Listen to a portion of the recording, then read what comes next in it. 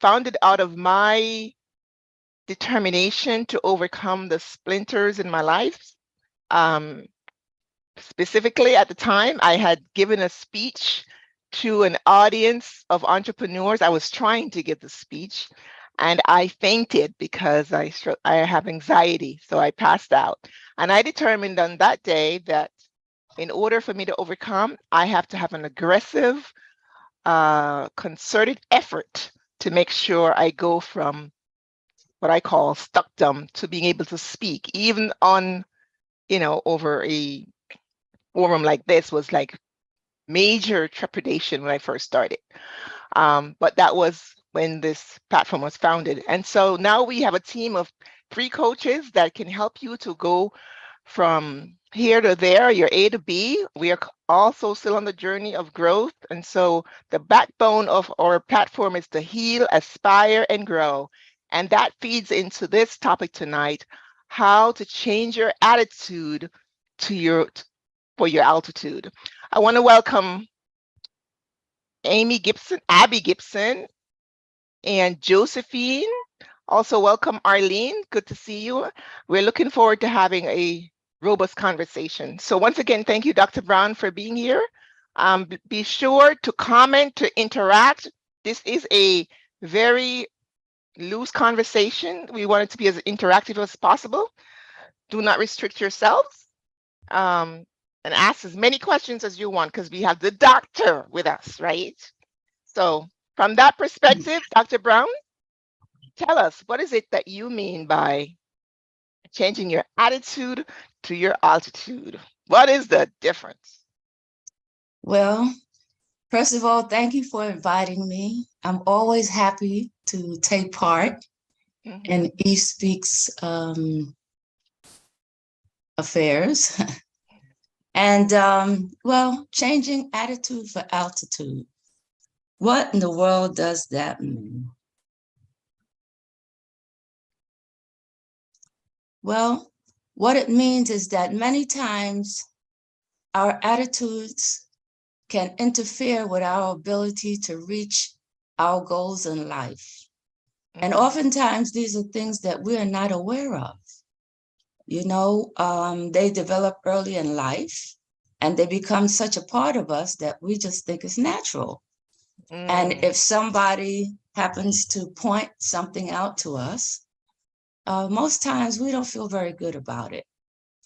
And for that reason, it becomes difficult to form relationships. And I'm hoping tonight to be able to help you understand the connection between your attitude and reaching your goals, as well as understanding some of the things that we do that would interfere without us reaching our goals. Talk Which a little goal? bit. Is there a specific goal that you're referring to, or is it just goals in general? Our goals in life. It doesn't matter what goal we want, whatever goals we want in the various areas of our lives, It could be there one that you family. It could be family relationships. It could be your relationship with yourself. It could be relationships on the job, just overall.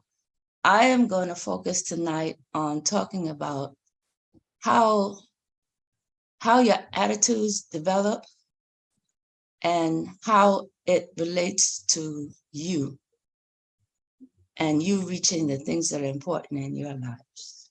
Okay.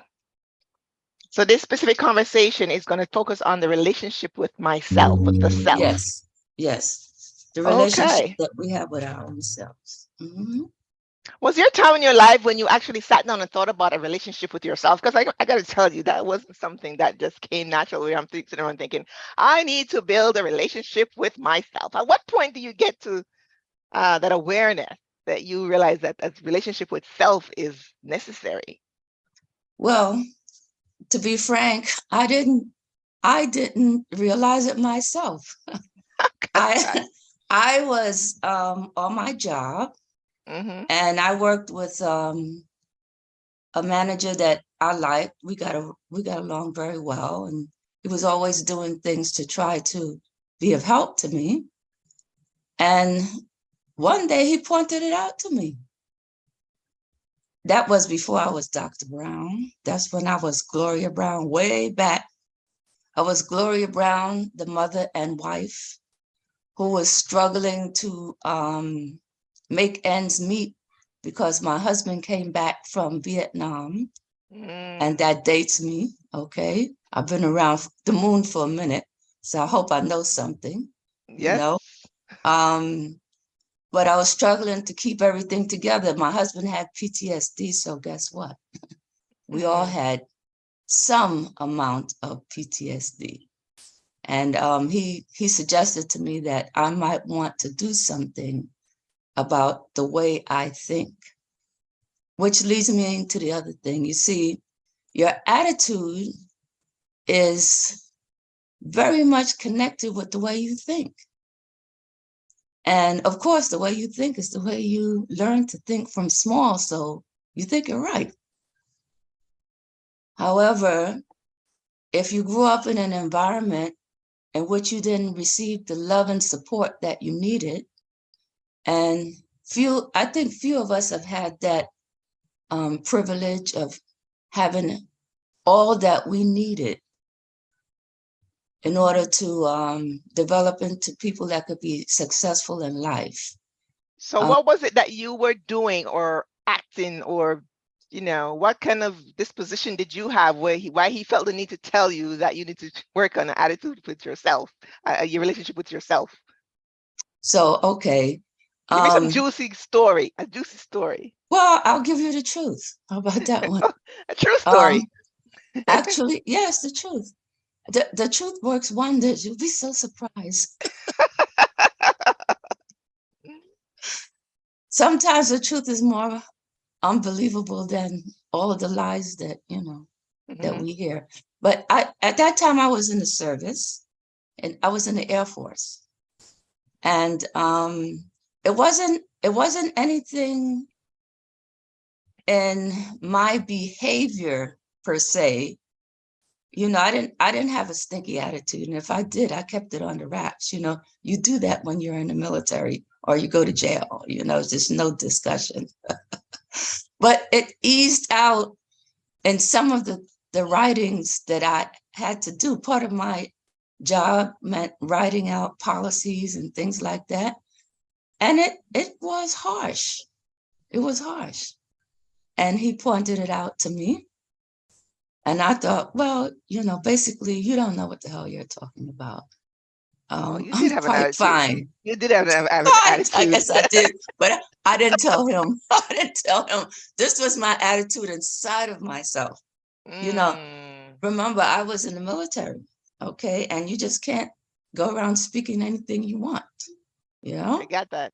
Well, you could, but you better be ready to pay the price. And I wasn't ready to pay the price. And just to give you an idea, had I acted on my bad attitudes, it would have resulted in me being reduced in rank, which meant money would have been taken away from me. It's consequences that are straight, that are not, don't appear that straight in life, but they're there.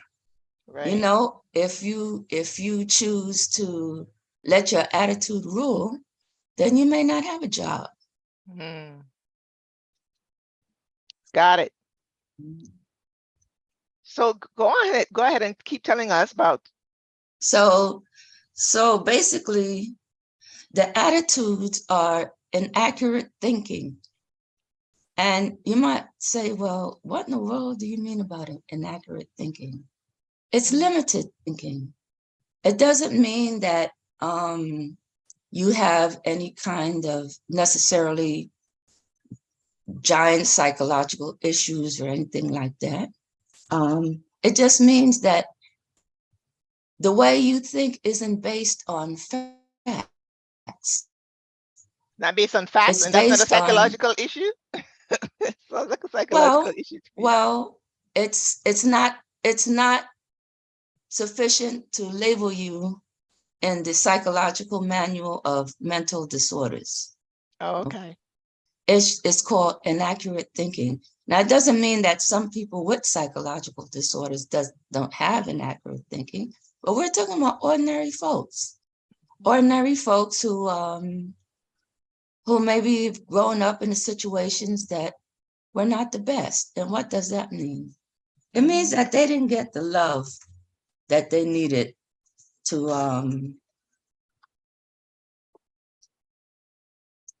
feel good about themselves. And you might wonder, well, what in the world are you talking about? Love. Yeah, love is a very big thing, because love is the commitment that one individual has to another. And when you are helpless, you need that commitment. And how do you need that commitment? Well, you need that commitment to be able to form the attitudes, the beliefs that you're okay, that the world around you is okay. Basically, the first thing is trust. And you are learning that from the age of, what is it? 0 to 1 year old. So it's very hard.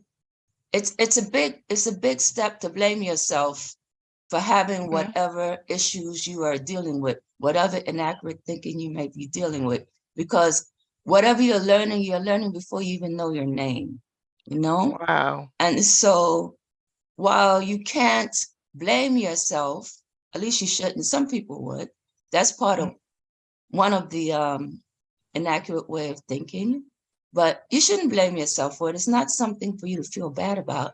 It's something for you to become aware of and make choices. So I'm just going to give you a quick rundown of what happens, how love is translated in ways that are meaningful, that affect your thinking. So in infancy, you're learning that the world is either trustworthy or not trustworthy. And that leads to a feeling of hope. And hope means that no matter how bad things get, even if you can't figure it out, inside of you, something says this is going to work out. If you don't get the And you're love, learning this between 0 and 1? yes.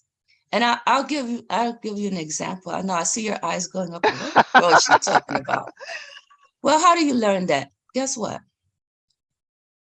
You know, a baby is still a human being. It's a small human being, and it thinks and it feels. It just can't express itself. But, well, let's say it can't express itself verbally. But if the baby is hungry and you don't bring it any food, guess what happens? It You won't sleep at night. screams.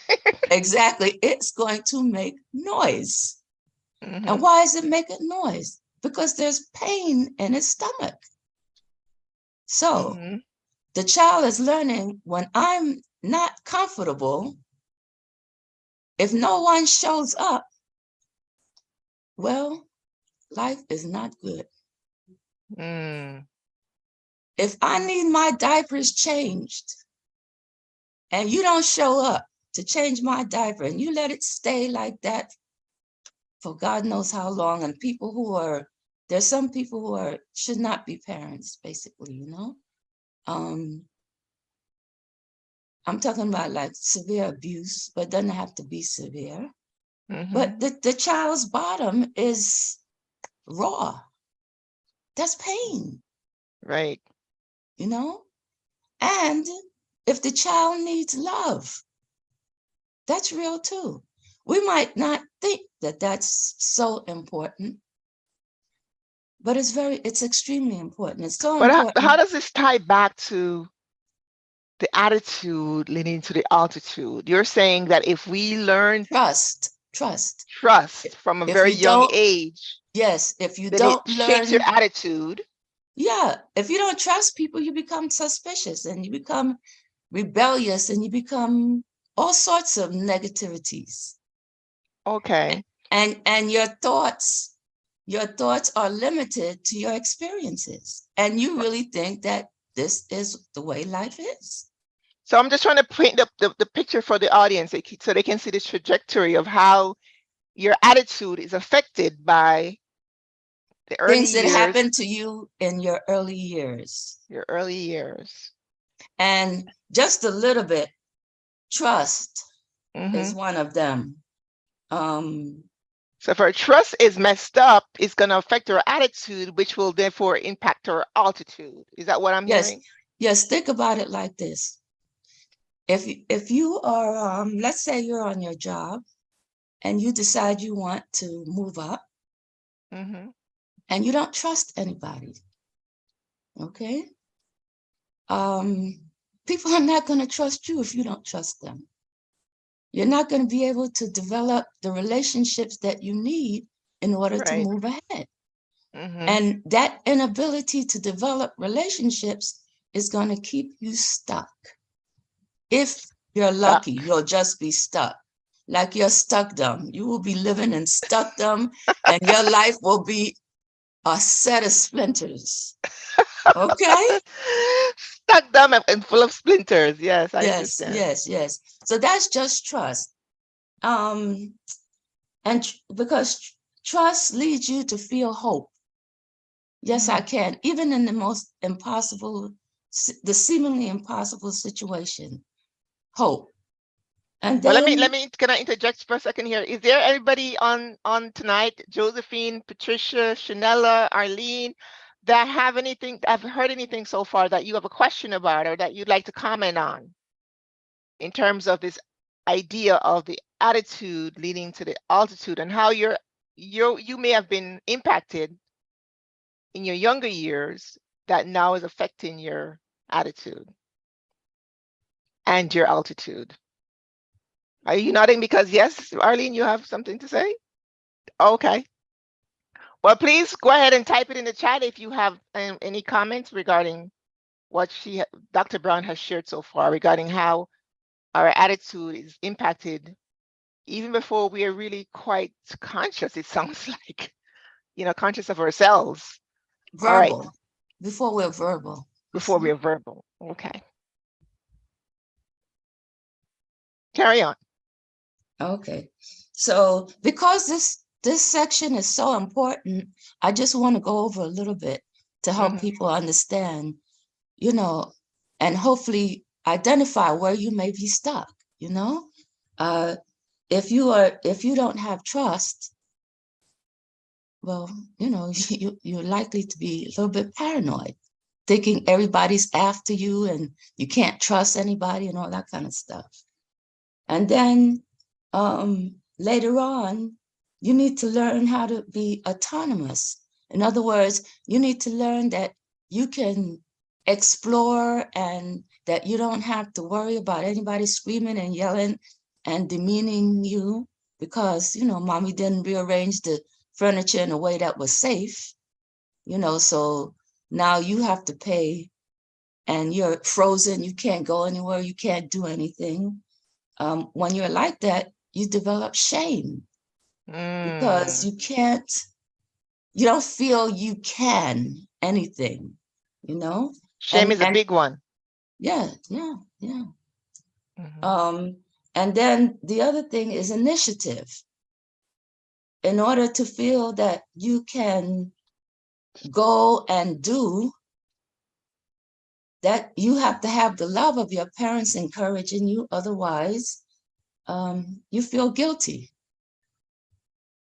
And then now we're up to like school age. Hmm. Now you have to go around other children. You have to learn how to get along with those little children. You have to go get along with the teacher, everybody else. And if you can't do that, you're not going to be able to spend the time concentrating on the things that you need to be concentrating on so that you can become industrious and feel competent, you know? And now all the old things start to multiply because you Hmm. have to go through 12 years of school. And if you don't start out well, early on you get labeled, the A student, the B, C, D, F. And so these things affect how you feel about yourself. And then if you don't feel confident in what you can do, your identity starts to be affected. You don't know who you are. So here comes confusion. And Here comes then, confusion. Wow. yes, yes, you don't think you could do anything. You're not good enough. You're not competent. You're not. Now, all of these things are not true. They are Mm-hmm. just not true. But these are things that you've learned because the important people, either your parents or your caregivers, were not there for you the way they needed to Mm. be there for you. And then the confusion goes on, and that now it's hard for you to develop intimacy. And Wow. how are you going to get close to another human being? And especially, we all want to get married. We all want a companion. Now, what we want a lot of time is to please Mm. society, the world, and everybody else. Because by this age, I should have this. Remember, that's all part of the competence and the guilt and the shame and all that kind of stuff. But if you don't know how to love, yes, you might catch someone, but you're not going to keep them because it Wow. requires love. We all need and want love. It's the air we breathe. Unless we've made a conscious decision, and some people have, to Mm. say, I don't need love. And those would be people that have labels that you probably want to stay, you want, not probably, you want to stay away from those folks, okay? We're talking Right. about the antisocial people, you know, most of which end up in jail, or the psychopath, okay? They never go to jail unless they're very, very dysfunctional. In Mm-hmm. fact, they run companies and things like that sometimes, okay? Oh, wow. Yeah, So what I'm hearing so far is the result of the lack of love leads to the shame. It leads to the lack of initiative. You start to feel confused. It affects your intimacy, and all these things are also indicators of whether or not you have a good relationship with yourself. Is that correct? yes, yes. It all affects how you feel about yourself. Do you feel good? Do you feel Mm-hmm. that you're okay? Or do you feel like you're not okay? And if you don't have these things in the steps, I don't have the time to go into all of the steps now, but at different ages, you're supposed to be learning these things. And if you're not, it's like a building that's not on a good foundation. You see? So, Starts to crumble. Mm. yeah, yeah. So, inaccurate thinking basically is thinking that's based on your limited experience. And your experience remains limited because you're not open to other people. But Um, what what I mean, how do you how? most of us don't have access to this. We grew up in dysfunctional homes. Who's going to teach us? How are we going to learn? Like, I mean, it sounds really great, but I mean, let's get real. Our So, society doesn't lend itself to these sophisticated um, concepts. well, thank God for programs like yours, right? Well, that's When yes, when fabulous. when people want to help themselves, they start to search for answers. You don't need the answers to go searching for them. Okay. So you're saying when they start to feel the gaping hole in their hearts, that's when they'll go searching. But sometimes they feel it, but don't even know that they don't know. They just know that they feel. Well, You know? and what you're talking about is very real. Uh, people who are in destitute environments and who are only trying to survive, they don't have time for stuff like this. They actually think it's nonsense when they mean it. They need it more than anybody else, but they don't see the value of it. They can't understand it. And so unless someone comes along, and people do come along, it could be a teacher, it could be somebody in the club you belong to, a neighbor. Somebody has to come along. Now, And these times it's more difficult because people tend to just stay on the whole social media thing, and you make friends with, I call non-friends. You can have 1,000 friends, and if you need somebody to do something for you, you can't call any of those people. They don't know you. But it makes you feel good though. That you have 1,000 friends. It looks good. Well, it's deceptive. Yeah. You see, it's deceptive. Actually, I recall once a while back, when the pandemic was first getting started, Hmm. um, I had a client who became ill. He had a very good job, but he became ill, and he was very well liked on his job, and everybody knew him on the social media and all this kind of stuff. Hmm. And when he became ill, he had only one person he could call on, and that person was the person who recommended him to come to me because she was coming to me, you Oh, know? wow. And he ended up calling her and saying, please come and help. And she called me and said, what should I do? I said, well, first of all, stop, and think about it. This is the pandemic. He's sick. We don't know what's wrong with him. She says, I'm going to go over to his apartment and I'm going to make him. I said, you're going to take some time to think. See, she was a person who wanted to please people. Mm. Okay. It could have gotten her killed. So she listened. And I said to her, listen, I know he's your friend. You want to help him. It was not not intimate like that. Just, plain friends. I said, take him a bag of groceries because he says he's got no food. Put it in front of his door. And when you walk away, call and tell him it's there so he could open it up and get it. So, well, what if he can't Wow. get it? Well, if he can't get it, he needs to call an ambulance. But you do not walk in that door. She listened. Sometimes people don't listen to me. What can I tell you? But she listened. And guess what? He ended up having the COVID virus. Oh, So wow. had she gone in there, she would have gotten it. So this is serious business. Right. So what other dysfunctions or can result from this? It sounds like the root of all of this is a lack of love. Well, I think so. Okay. And I think so because you need someone to show, we need a guide, and we need a guide who loves us.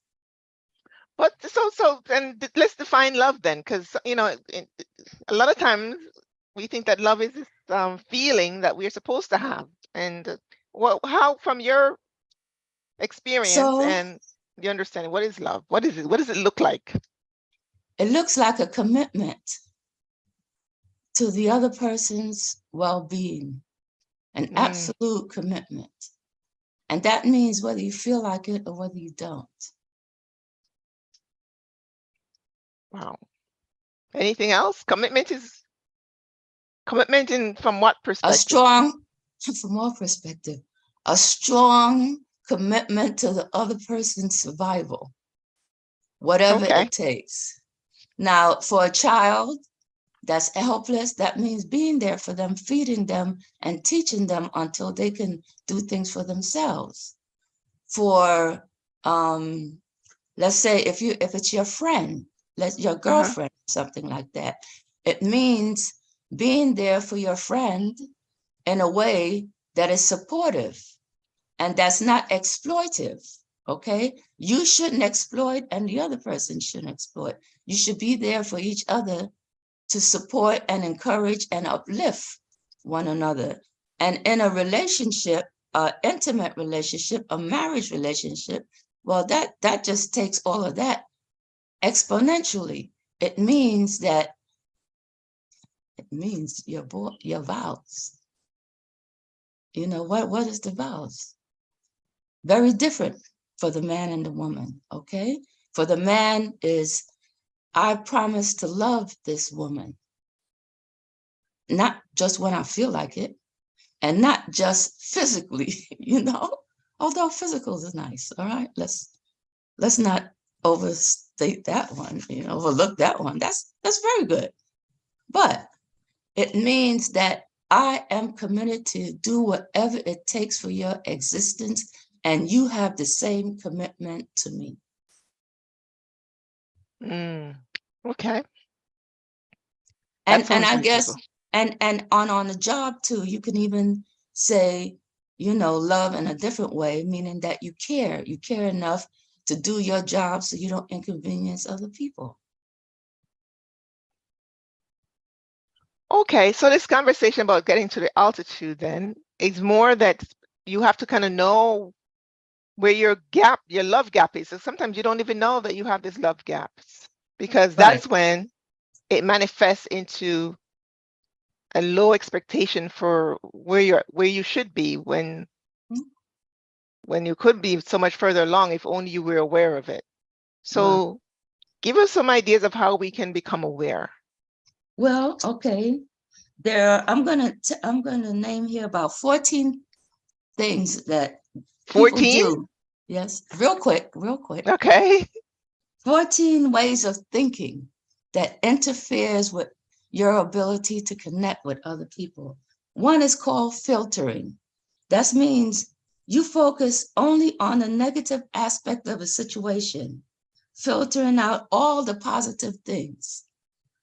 In other words, you could have a lovely life, but one thing wrong. And all you can see is that one thing that's wrong. And that one thing becomes everything because you have disregarded all the other stuff. So that's filtering. Filtering. Okay. And another one is called discounting the positives. That means rejecting all positive experiences by insisting that they don't count. Okay? So somebody could have told you, oh, you really did a really good job of this. And you said, oh, it was nothing. Another one is called minimizing. And that's lessening the importance of something significant. Some of these you'll see have a little bit of, they share, but the only difference is emphasis, Right. So that's lessening the importance of something that's very important. Another one is called polarized thinking, and that is all or nothing. It's called black and white thinking. So the idea behind that is that everything has to be perfect, otherwise nothing is good. Is that it? It's either from one extreme to the next, nothing in the middle. Nothing in the middle. Okay. Like let's say you had a coworker that you thought was absolutely wonderful, and then she spilled something on you, on your favorite dress, and then you said she's crap. Oh wow! You see, she went from being Miss Wonderful to crap because she spilled something on your dress, And then another one is called must and shoulds. Must and shoulds. Yeah. What does that mean?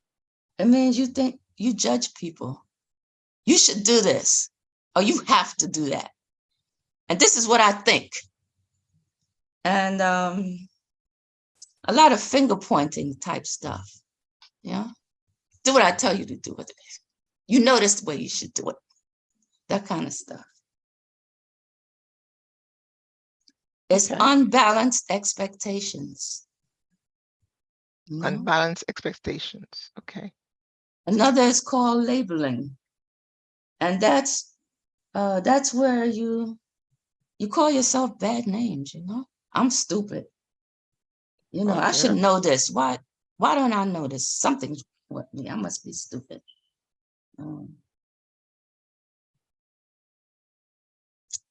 Another is called personalizing. That's you taking responsibility for everything, I mean, all my fault. Yes, that one. I could see how this could happen in childhood. Something Mhm. is going on with your parents, and you just feel like it's if you were a better kid, your parents wouldn't be getting divorced or something like that. Well, Like, that's a normal thinking for kids, all kids. If when mm, things don't, and it makes sense, you know, it may seem as if it doesn't make sense, but it makes sense. And the smarter the child is, the more disadvantaged the child is, because the child wow. looks around and sees these people are dysfunctional. My life is in question. Mm, I am not going to be able to hang around here. And so instead of um, staying with that thought, you decide, oh, no, no, no, something's wrong with me. See? And if wow. something's wrong with me, then they'll be fine and I'll grow up and I'll be okay. And that's true, except that you'll grow up blaming yourself. And then there's emotional reasoning. And What's that? this one, I think a lot of us know it because I feel like it. That's why. Y'all know that. Yes, Okay. I know that one. Yes. That's relying on your feelings rather than facts. You turn your feelings into facts. Okay? Magnification, that's exaggerating. That's making a mountain out of a molehill. You know people like that. I'm sure somewhere along the line. Everything is a big deal. Yes. Yes, overgeneralizing, um, and that's making a rule out of one single little thing could happen, and all of a sudden you make it an overall rule that applies to everything. Mm. It's making a rule out of a single event or situation. It's when you say you always do this or you always do that, Yes, something like that. yes, yes, yes. And then catastrophizing. I call that the Chicken Little syndrome. You run around talking about the sky is falling, and no, the sky is not falling. It's just a nut fell on your head. Stop it. You know, catastrophe. You're looking for the worst possible outcome. Another one, jumping to conclusion. You don't have any rational basis for believing what you believe, but you decide that no, that's the way it is. And somebody asks you, well, why? What's the reason? There's no reason. Because I said so. Nope, not good. Number 13, fortune telling. You know, that's predicting a negative outcome without first considering the odds. And then the last one, you always got to be right. You Trying to always. prove yourself, you know, you know, you know, I know we've all run across people like that. They got to be right, right? Well, we're always wrong. We're not God. The only one that's never wrong is God. So I've given you some examples of inaccurate thinking. Um, and what are the effects of these things? It steals your peace. And it steals other people's peace too. Imagine living with somebody like that. You know, to the extent that they have this, and everybody don't have it to the same extent, but if it's too much, and what's too much? If the other person is not happy, that's too much. If you're not happy, that's too much. You Right. have to be able to sit down and talk things through. And oftentimes that also is a problem because guess what? You probably have somebody who has their own set of cognitive distortions. And you put the two of y'all together, and good Lord, you'll be sitting up there arguing about stuff and don't even know what you're arguing about. You argue till you get tired and go to bed And then you get up and do it again. and get up and do the same thing over and over again. Wow. You know? So, So, but a lot of these things, though, when you're going through it, we can talk about it now. It sounds because we're not necessarily experiencing right now. I mean, I don't know mhm. everybody's life. So But when I'm going through these things, my feelings are so intense and so strong that even though I know the right thing, Mm-hmm. the emotion becomes like another entity that just, Well, it is another entity. mm, I call it a weed. See, you are nice. We're all nice, tender plants that God made. But weeds enter into our lives because of early experiences. And the problem ends up being that we think those weeds are a part of us. Not only do we think they're a part of us, but we think we must have them in order to survive, not recognizing that what they're doing is sucking the life out of us. wow. And then these 14 things, they affect, first of all, our relationship with ourselves, with the Mm-hmm. self. Mm-hmm. And then because our We relationship with talk ourselves bad is about ourselves. right. That's the I'm not good enough. I'm everything negative. Mm. And then once that the relationship with itself is broken down and distorted, then you run It's around trying hard to to get connect. You with can't anybody connect. else. Yes. You will connect with those distortions. Connect with the distortions. Right. That sounds okay. So what do we do now? I'm all So distorted. What do I do? so the first thing you can do is make time to take care of yourself. A thing Okay. that most of us don't do. Sit down and make time to think about how do I, how do I feel about myself? Do I like myself? Do I not like myself? Oh, by the way, I want to go back to something that you said about those strong emotions. Mm-hmm. Those strong emotions are the best indicators that there's probably a cognitive distortion. Really? Mhm.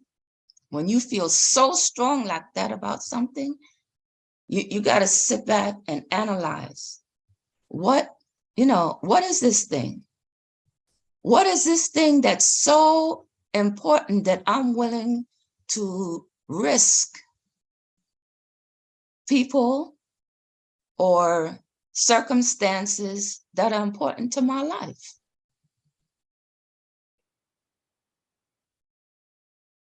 So don't trust our emotions? Is that what I'm hearing? Well, don't take it as fact. Examine it. Make time to sit down and examine it. And how do you do that? Well, you can pay attention to the event. What happened? What triggered me? Okay. And after you recognize what triggered you, you say to yourself, well, what was I thinking when that happened? And you have to be honest, which is not always easy, even with ourselves, But what was I really thinking? And Okay. how did it make me feel? See, that's that strong emotion, right? What was I And then, thinking and how did it make me feel? That's mhm.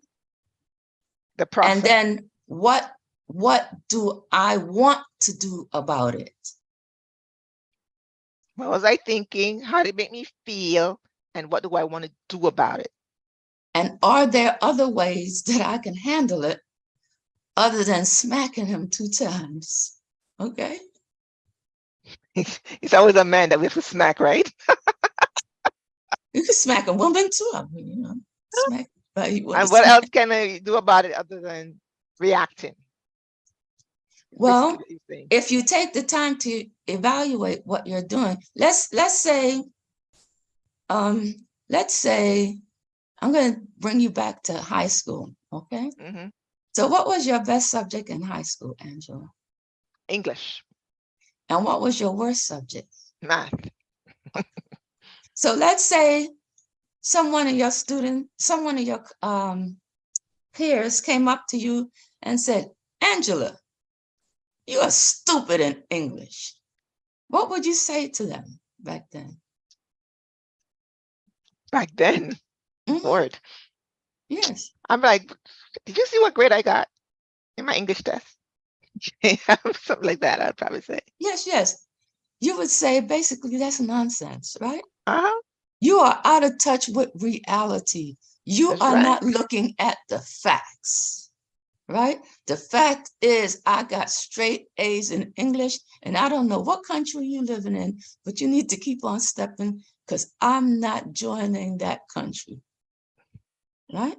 Right. Now, what if that student came up to you and said on a different occasion, a different student, Angela, you dumb in math. How would you feel? I actually think you're very right. I'd feel bad. I'd feel like they're Yes. right. Yeah. Yeah. Well, and what would it be based on? The grades that I've gotten. Facts. Facts, yes. Now, even the facts can be a little bit tricky because maybe the reason why you're doing badly in math is because you didn't have a math teacher who could relate the information to you in a way that you can understand. Not that you can't do it, you see? But at least you start with the facts in front of you. If I'm going to believe this, if I'm going to think that, it needs to be based on information that is solid. You know, like if someone tells you, Angela, you don't know how to drive a car. Okay. You don't know how to drive. Well, that's your opinion. But I have the fact here. See my driver's license? This says I know how to drive. So you see the difference between opinions and facts? Mm. Okay. Got it. Okay. So you were telling us what else we can do to combat this. Right. Well, before I go to that, I'll just end on what you can do. It's important to know that just because you didn't have a good start in life and you ended up with all these distortions doesn't mean that you have to have a bad end. But a lot of people think that way. That's the way it's been, that's the way it is now, and that's the way it's going to be in the future. No, it doesn't have to be. The thing that changes that is you have to be committed to want to change. And sometimes that's hard because sometimes people develop affections for their weeds. It brings them stuff. Like Developing what? affection for your weeds. Okay, yeah, Oh, what yeah, does it yeah. bring us?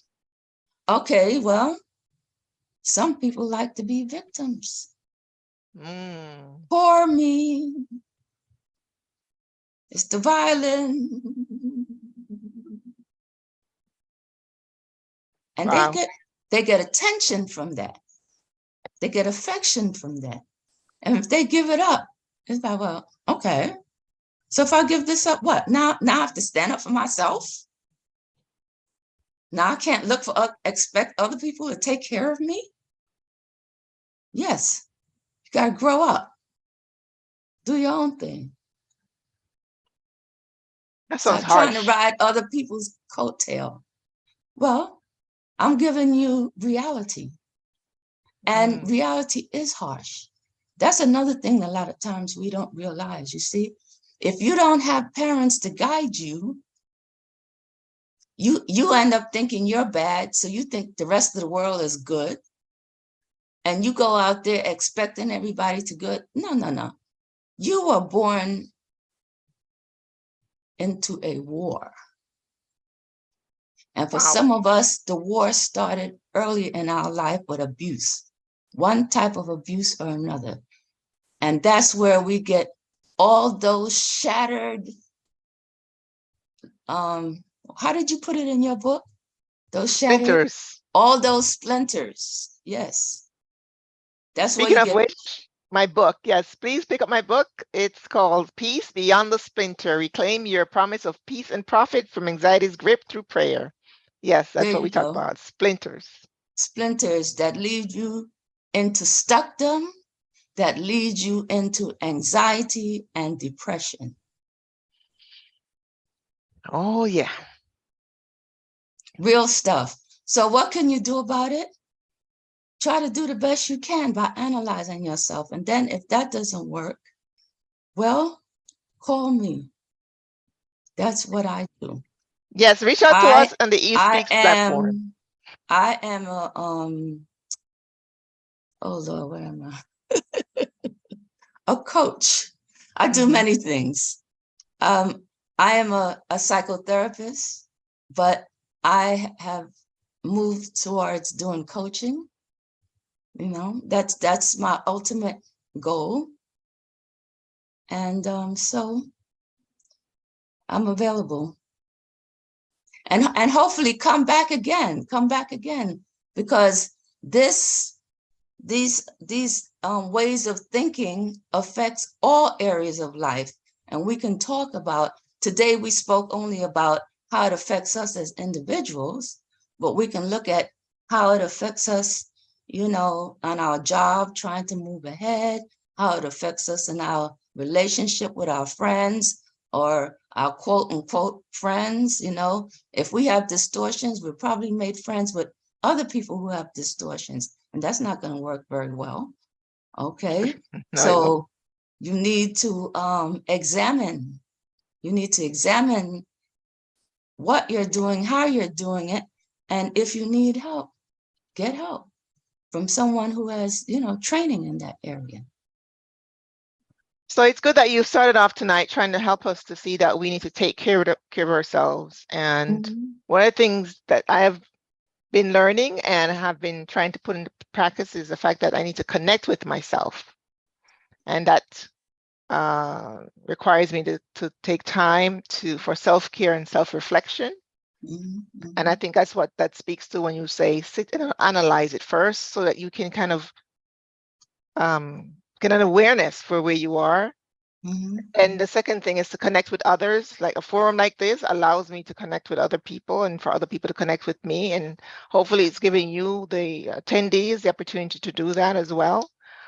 And thirdly, to connect with the world around us and spend time in nature, going for walks, going for my bicycle ride, and just doing things that promote environmental Self-care. sustainability. Yeah, Self-care. self-care. You know, it's about caring for your body, your physical body, which is what you're talking about your soul. You know, this changing attitude for altitude is soul. You know, I didn't have time to go all into it, but your soul is your mind, your will, your intellect, your emotions, your imagination, and all those things can play habit. You can see if someone has a distortion and they have an overactive imagination, good Lord, they're going to be imagining somebody's doing all kinds of things to them when the person isn't even thinking about them. You know? Wow. Yeah. So it's but the good news again is that you might have started out with a handicap, but it doesn't have to end with a handicap. What's in between is you and what you're willing to do about it. How much time and energy are you willing to invest? And money. Yes, you have to invest money, time, energy, and money into changing.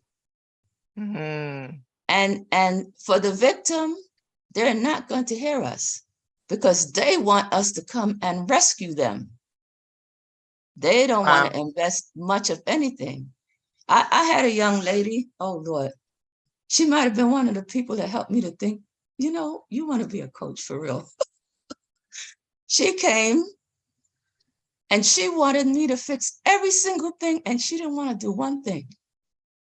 I'm here, fix me. I'm like, what do you want in my life? I don't know. Where do you want to go? I don't know. And imagine this, she had a child. Wow. Yep. So she's going to pass down. So did she stick with you and get the help, or did she walk away? No, I told her she had to go somewhere else. Oh, wow. Couldn't help her. So there's definitely responsibilities for you to take care of yourself. There's a responsibility factor that you have to take on in this. Yes, it goes both process. ways. It's a helping process. Now, it could end up being a rescuing process for someone who hasn't, done their own work. Mm-hmm. So people like that can make you feel responsible for them. And then you Right. feel bad because you don't do X, Y, and Z for them. But the reality of it is that if you want change, you have to participate in it. And Well, this on that child note, wasn't, no, listen. I wasn't ready for the change. We have 3 minutes left, so I just want to say thank you for attending tonight's session. I like the fact that you've ended it with such hope. Hope, I believe, is a currency of life. You said that simply because we started off with an handicap doesn't mean that we have to end with a handicap. And that is the key right there. So from that perspective, I'm going to invite the listeners to certainly reach out to us on the eSpeaks platform. As you know, let me remind you, in case you forgot, the bedrock of our platform is to heal, aspire, and grow. And we have this amazing resource here with decades of experience, Dr. Gloria Brown, who is a psychotherapist and a coach who will But help functioning you as a coach now. function as a coach. You wanted me to clarify, who will help you to continue or even to start going from changing your current attitude to your altitude that you want to get to. And we know that there will be turbulence. It's like I compare it to a plane ride. A plane ride often has turbulence, but you stick with it as long as the engine doesn't fall out, you will get to your destination. So please reach out to us here on the eSpeaks platform. The website is www.espeaks.com. You can schedule a personalized consultation to speak more intimately to your specific struggle that you may be having. From me to you, thank you so much for joining us. And thank you, Dr. Brown, for being here with us today. Thank you for Have a having good me. I night. enjoy it. Good night.